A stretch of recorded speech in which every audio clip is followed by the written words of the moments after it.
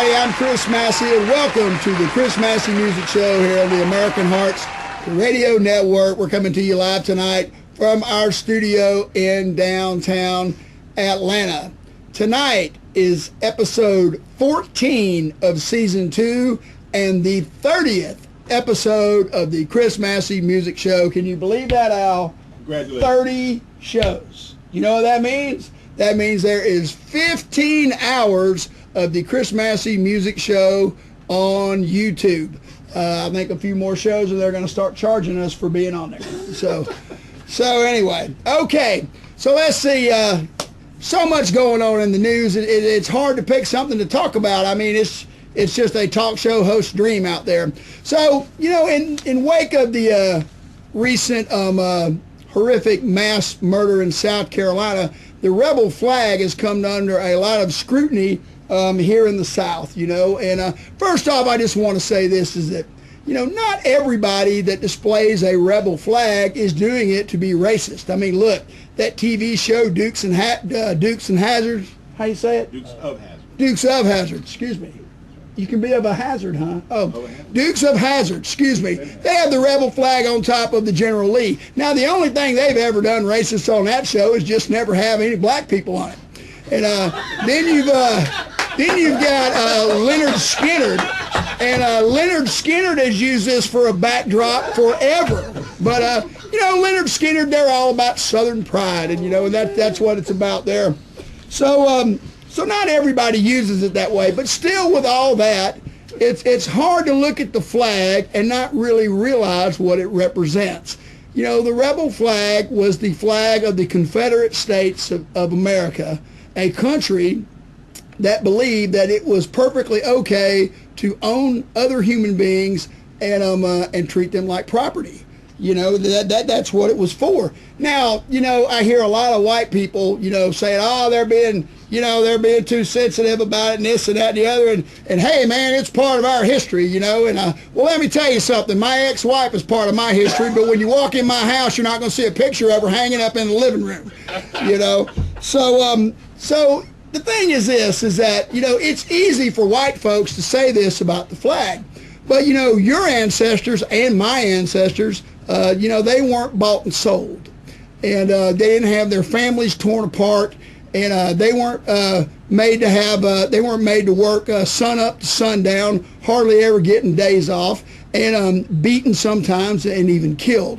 So if you're out there tonight and you're running your mouth about how they need to cool it about the rebel flag, and you look down and you see that your skin is white, you probably need to keep your pie hole shut.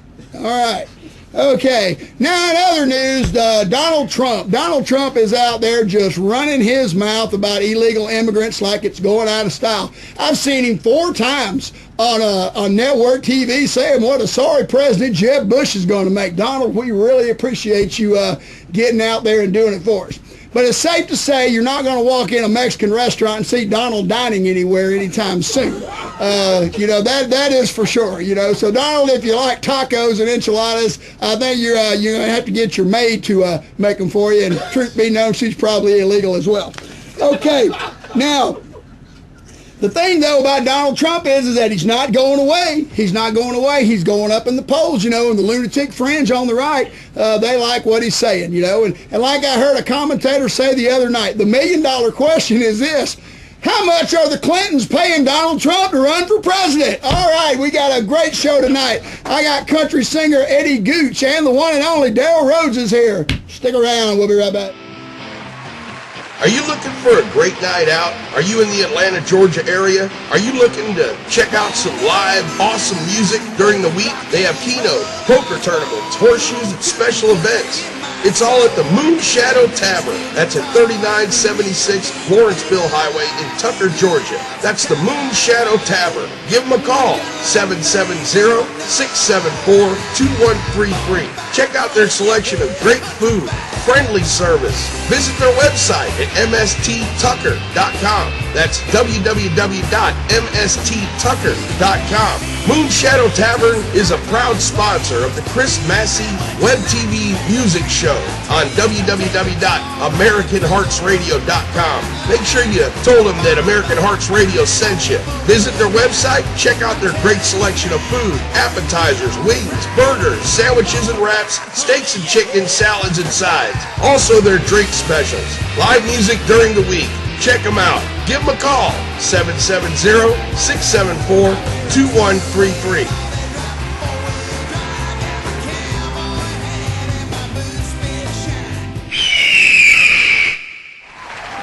All right, everybody, we're back. So if there's any white people out there tonight and I offended you with my comments about the rebel flag, well, that's because I was trying to. So anyway, all right, my first guest tonight is a young country singer-songwriter. He has got a new album in the works that will be coming out shortly. And anyway, I'm looking forward to talking with him. It's my first time meeting this gentleman tonight. Would you please welcome to the Chris Massey Music Show, Mr. Eddie Gooch. Come on in, my friend. Just move that chair out of the way over there. Eddie, good to see you, buddy. Come on in. Come on in. All right, Eddie. So, how long have you been at this music thing? Well, I've been playing since I was 8. Okay. But I haven't really done, pursuing the music probably 5 years now. Okay. When did you start writing songs? About 9. About 9 years old. Mm-hmm. Okay. Yeah, so I've probably written 100 bad songs. And Okay. Now I've got maybe 20 pretty decent ones. So. Well, you're being honest, and that's the way the songwriting game is. The more you write, the chances are you're going to get a good one. Yep. You're just got to kind of keep on going. What I try to do is I try not to let anybody hear my bad ones. Yeah, I sing pretty loud, so everybody hears my bad ones. Well, one of the things that I've found about being a songwriter is it's not just about coming up with a melody and arrangement and great lyrics, but being able to be objective about your own work and to be able to look at something that you've done and say, this stinks. Yep. And just put it away. And then down the road you might find a piece of that song. You're working on a song, you're looking for a bridge, and you remember, hey man, I use this chord formation in that tune, and it just fits like a glove. That's kind of the way it goes. Yeah, it works a good bit. So, and luckily, I got my wife to ask, and she's a terrible liar, so I can really read her face and tell when it's awful. But when she turns, when she starts turning up True Blood a little bit louder than what the guitar is, I have no problem. I have no problem with my wife about that. She lives to tell me I stink. So yeah, so that's no problem there. So you got a full band that plays with you, or? Nope, I've gone through a couple of full bands, and I'm sure you've probably experienced this. It's very difficult to find people that are, as driven as you are at the same time. Most people want to drink and party and not really show up for rehearsal. And if you don't rehearse, you don't know how to do it. So That's right. Well, what you'll find as you get older is the way to keep a good band is you have to pay them. Yeah. Hey, my guys have just got to be able to get good enough to go play shows. And one of the reasons when I went solo was I said, I'm going to get good guys to play with me. That means some nights I got to come out of pocket to make the gig happen. And when I go in the studio and record, I get the best guys I can, not necessarily the guys in my band, but whoever I can get to come in and play on it. And musicians are just like anything. The more you get what you pay for. Yeah. And to get good quality guys, you got to pay. And when you're paying somebody that's a professional, you ain't got to worry about them drinking or smoking. I mean, they may be cheating on their wife in the back of the club or something, but you don't have to worry about them screwing up your show. Yep, I've had those guys for sure. So. All right, so you got a new record coming out. Yep. All right, tell me a little bit about that. Well, it's one that's been working, probably for about 3 years now. Okay. Most of the songs I've been kind of picking and choosing. I played for 2 years solid, and then I took off so I could join the worship ministry at church. Okay. And then I had to quit playing. That was kind of a prerequisite for the church. So I actually got a song out of that called From the Bourbon to the Bible and Back Again. Oh, it's going to be on title. the album. Oh, that sounds good. Yeah. But I've got, it was a great experience. But now I'm getting back into the music, and the second charge is a lot harder than the first because everybody's like, well, you were here once. Right. What happened? So it's kind of, I have a lot more to prove on this one. So. Okay. I wrote a song called Every Step of the Way that I showed to a friend of mine who is he leads a praise team at a Presbyterian church downtown, and he invited me to come sing it with him one Sunday, and I did, and we got a standing ovation. Now, you're not supposed to do that at a Presbyterian church. If Jesus shows up, you're not supposed to stand up and clap, So I wasn't asked to come back and sing it. And they still play it, but the version that they play it is nothing like the way that I had intended to do it. Yeah. But that's okay. Your music's getting played, and there's certainly nothing wrong with that. So so how many compositions are on this album? It's going to have 11 on it. 11, all original. All original songs. And what is your goal with this record? What are you looking to do? You looking to play more gigs? Are you going to send it out to some record labels? You got some management people working with you? What's going on? Yeah, I'm going to do a little bit of that, but mainly it's just my first real thing. It's all mine. All these stories are things that I've come up with over the years, people I've met. Okay. There's a lot of songs on there that mean a lot to me. They've come a long ways. Right. Like the one from this afternoon, I wrote for my grandfather, my Uncle Johnny. They used to run moonshine. Oh, so wow, okay. That's where that one came from. My Uncle Johnny's not here anymore. He never really got to hear it, but it's one of my favorite songs. So. All right, and how old are you, Eddie? 33. 33, okay. All right, well, you going to play a tune for me tonight? Yep. Tell me about this song you're going to play for us. This one is called Moonshine Runner. Okay. Now, is there anywhere we can see Eddie Gooch perform anytime coming up? This Friday, actually, in Grayson. At Hail Mary's? Hail Mary's, yep. Yeah, Hail Mary's. I'm familiar with that bar. My brother drinks there quite regularly. Well, I'll start playing at 9 o'clock until the beer runs out. So. Well, I don't think the beer runs out in that place. So anyway, okay, Eddie, why don't you grab your guitar and get over here? And this is a camouflage guitar, right? Yeah, hopefully. Yeah. So you able to play that? You able to play this in the deer stand and stuff, or no, I'm just kidding. Yeah, they haven't caught me yet. Okay. All right, Eddie Gooch, everybody. Go ahead, man. Thanks, sir.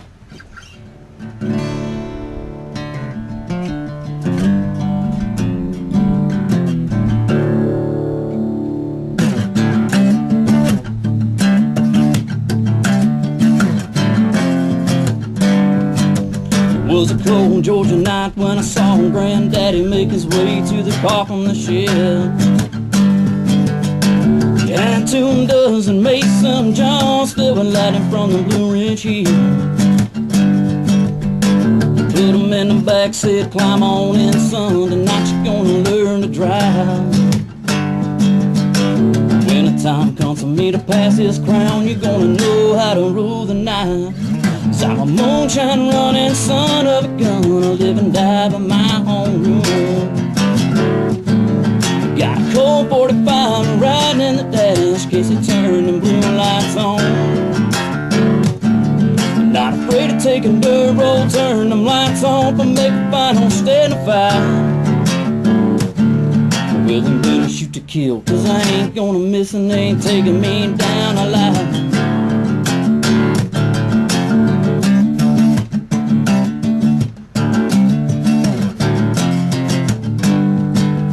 Granddaddy was right, they took him down in 99 just across the Tennessee line. But not before he took 9, pulled the 45, dropped the sheriff right dead in his tracks. Some say that I'm a fool, I call the Southern pride for walking in the old man's shoes. Now I'm firing up that 428, time for me to make a run. 'Cause I'm a moonshine running son of a gun, I live and die by my own rule. Got a cold 45 riding in the dash, case they turn the blue lights on. I'm not afraid to take a dirt road, turn them lights off, and make a final stand of fire. Well, I'm gonna shoot to kill, 'cause I ain't gonna miss and they ain't taking me down alive.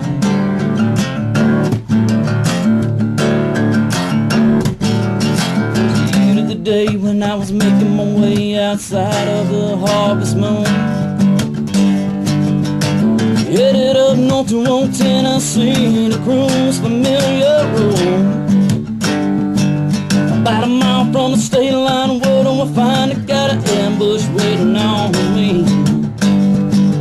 They were locked and they were loading the guns, just fully drawn, and they was aiming to take me in.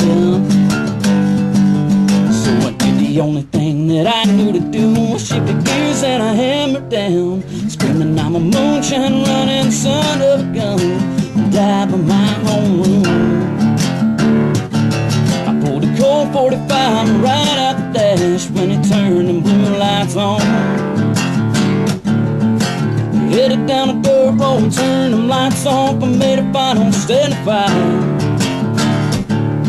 Yeah, they didn't shoot to kill, and I sure didn't miss it. Didn't take me in that night. I'm a moonshine running son of a gun. I live and die by my own rule. Yeah. You guys. Eddie Gooch, everybody. You can catch him this Friday night at Hail Mary's in Grayson. Great job, man. Thanks, buddy. Stick around. All right, we'll be right back.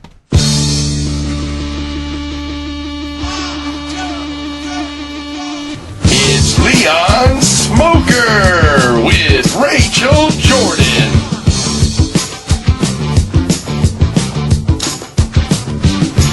I just want to celebrate another day of living. I just want to celebrate another day of life. I can't believe the networks make me go to this Kiss concert with you. Well, you know, man, sometimes I get lost. You know, I have a hard time getting found. Where'd you even find this car? You know that dude that does the Batman show at 11 a.m. on Saturdays?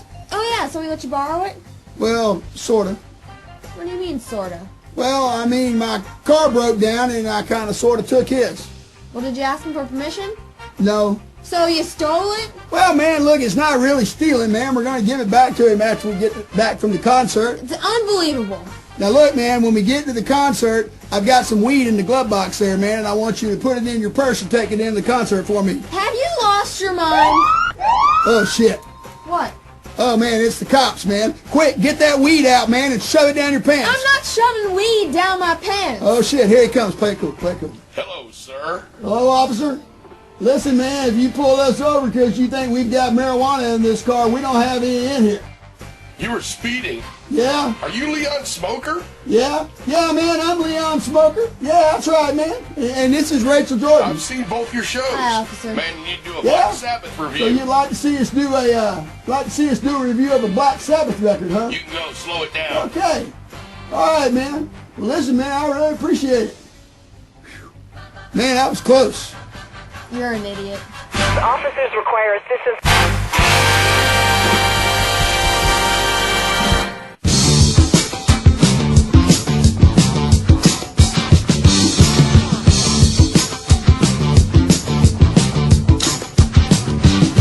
I just want to celebrate another day of living. I just want to celebrate another day of life. All right, we're back. We're back. Now, those of you who are wondering where Leon Smoker and Rachel Jordan are tonight, Leon got a little carried away with his reefer smoking and then forgot that it's actually not legal and is in the county jail right now and will be out in time to do a show in September. He called Rachel to come bail him out, and Rachel is still laughing at him, you know. So Leon Smoker and Rachel Jordan will be back in September. Okay, what can I say about my next guest? He is a legendary Atlanta musician and a stand-up comic, one of the best in the business, plays all over the country, and a good friend of mine, and I'm so glad to have him here tonight. Would you please welcome the one and only Mr. Daryl Rhodes.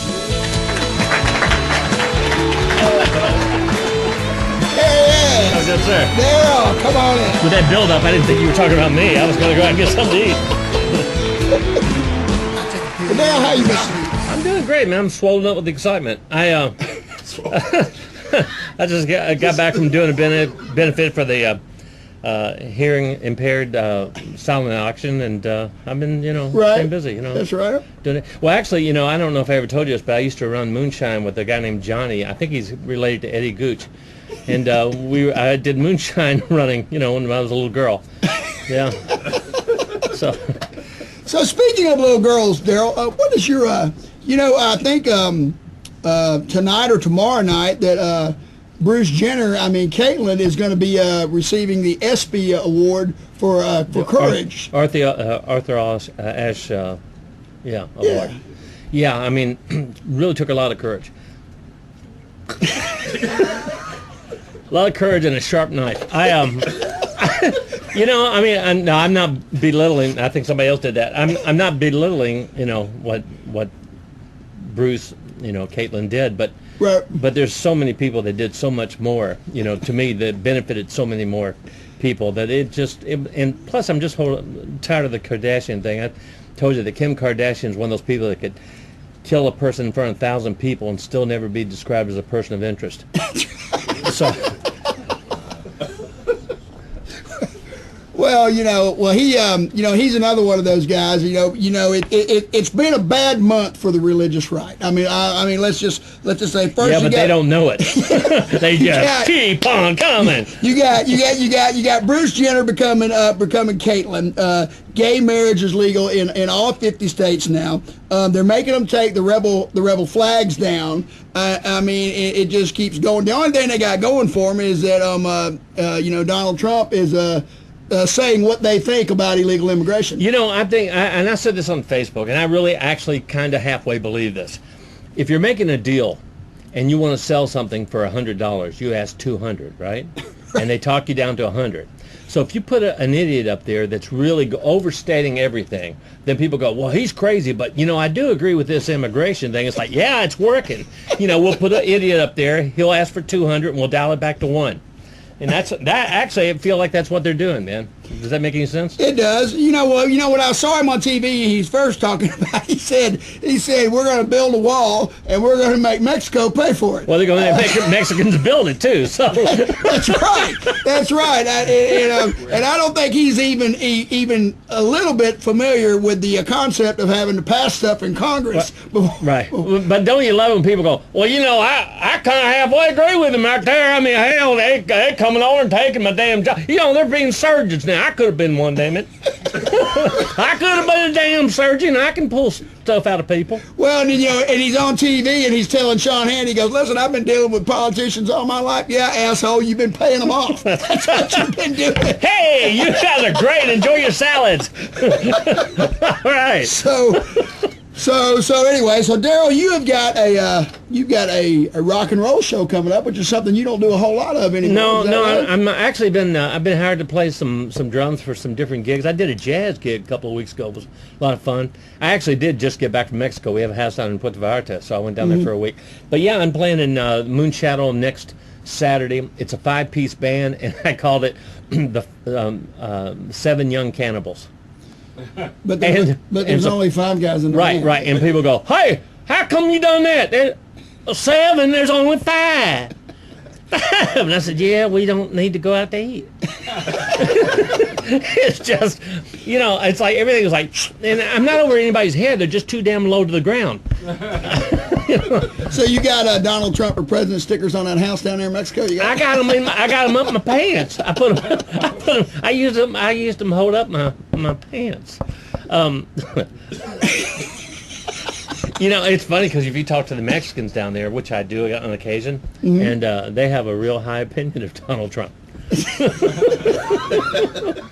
Well, now the big Republican debate will be coming up in August. Oh, I can't wait! And, I'm gonna wear 2 pairs of pants. And I have asked you to come on the show. We're gonna have a complete political show. Me and Daryl for an hour discussing the debate that will be happening with all of our favorite cast of characters, Jeb Bush and Rand Paul. And what do you think about Ted Cruz? They say that his super PAC bought all those books to get his book on the bestsellers list in the New York Times. They did the same thing with Sarah Palin when her book came out. And Cruz, who's from Canada, I'm still trying to reconcile this. Let's see. Now, Obama is a Muslim from Kenya, a socialist communist. But Cruz is from Canada, and it's okay. I don't understand how he can run. I know has dual citizenship. Well, and I saw Scott Walker on TV last night. Yeah, he's good. He's precious. And he said, I beat the unions, and I'll do it. I'll beat everybody for y'all. He said, beat this, Scott. He said that he is the candidate. That he said, people want a younger candidate with new ideas, but all their ideas are old ideas. Well, and I used to get in arguments with a lot of people about Republican versus Democrat, and I figured out the best way to get them off my back is I'm not going to attack any of the candidates. It's just their platform, and they all have the same platform. That's right. So, you know, if you're sitting there going, well, I'm for individual rights, it's like, oh, really? So you don't mind women can make their own choice? Well, I didn't say that. I know you didn't. So, individual. So it's all right for gays to get married? I didn't say that. I know you didn't. Yeah. Well, I mean, look, they're gay marriage. Majority of Americans are for it. They're against it. Raising minimum wage. The majority of Americans are for it. They're against it. Equal pay for women. The majority of Americans are for it. They're against it. Some type of gun control. The majority of Americans are for it. They are against it. And the list goes on and on and on and on. I mean, they're literally on the wrong side of every issue. Well, you know, and you travel a good bit, right? Right. If you travel around this country, because the biggest mistake people can make is surround themselves with people who agree with them. Right. Because they get off kilter with where the line is. And I travel all over the country a lot. And I talk to people in Nebraska and Iowa, and I'm telling you, people, they're not nuts. They're not stupid. You know, the middle Americans, the people in the middle of America are really rational. They're not, and in the South, you know, outside Atlanta, somebody said this once, and I think it's true, Atlanta is like a pearl in a bowl of grits. If you go down to South Georgia where it talk like that, by God, you know, you know, but across America, that's why, and people, they don't understand how Obama could win. It's like, well, people really aren't that nuts, you know, across the country. Well, that's right. And, you know, down here in the suburbs especially, you got white people living in predominantly all-white neighborhoods, and they're sending their kids to all-white schools, and most of their friends are educated, college educated, and this and that and the other, and everybody they knows. I mean, let me tell you something. I had a friend that runs a barbershop. He had to close the day after Obama won the election, this last time. He was so distraught that he could not come in and cut hair. You know? Well, I could see that. It's hard. It's hard, and I'm gonna tell you, Chris, it's hard to comb damn hair when you got a black guy taking over the damn. You know, it's hard. I couldn't even brush mine. Damn it. You know, I got hair. Look at that. Look at it right there. Look. I'll tell you right now, you get a black president, people are walking around with messy hair. Well, if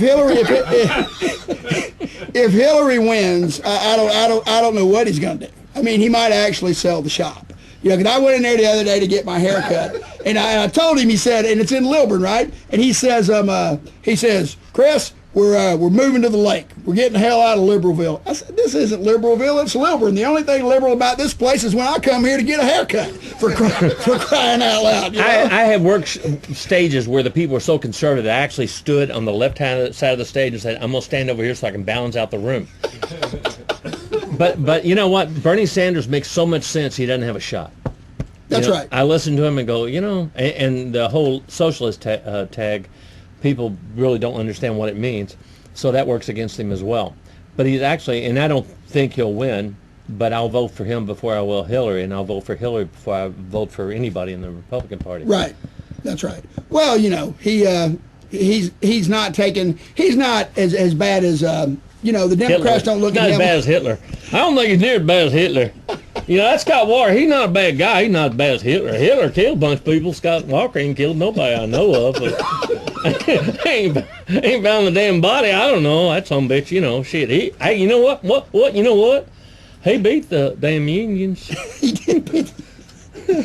Well, on Saturday, July 25th, you can catch Daryl Rhodes and the rest of the seven young cannibals minus two. They may be a trio by the time they get to the gig. You never can tell. But anyway, you can catch them there. I'm going to be there. Are you going to be there? Yeah, I'm getting back from the beach the day before, so I plan on coming. I had a great him. time, and actually from that gig, several people came, saw that I actually do play drums, and got hired for some gigs. And you know, I'm doing every chance I get. I'm still out there doing stand-up. In fact, this weekend I get to go to Bentonville, Arkansas.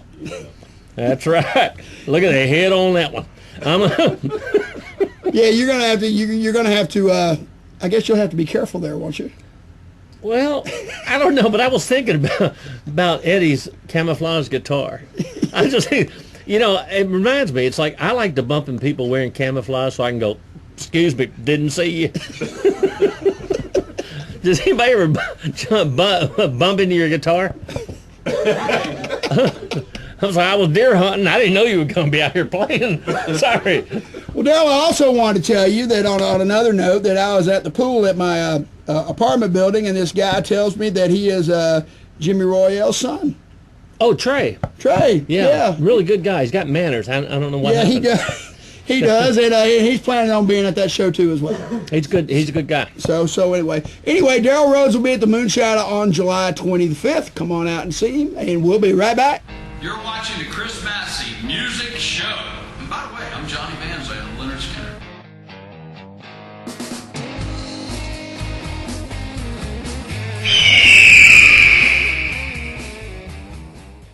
You got to do your promo. Yeah, I don't know which Harper hit the bottom. All right, we're back. For being a guest on the Chris Massey Music Show, my guest, Eddie Gooch, and Daryl Rhodes will receive a 6-month supply of Rice-A-Roni, the San Francisco treat. You probably still got some left from the last time you were here.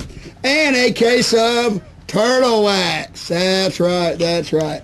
All right, we will be back in August. That's the next month, right? Yep. We'll be back in August. I don't know. They passed that law. Yeah, come July now. I don't know who the guests will be. And in September, Daryl Rhodes will be back, and we will be dissecting the Republican debate. So until then, like I always say, always love your woman. Take life as it comes, and when you get the chance, have too much fun. We'll see you next time. Yeah,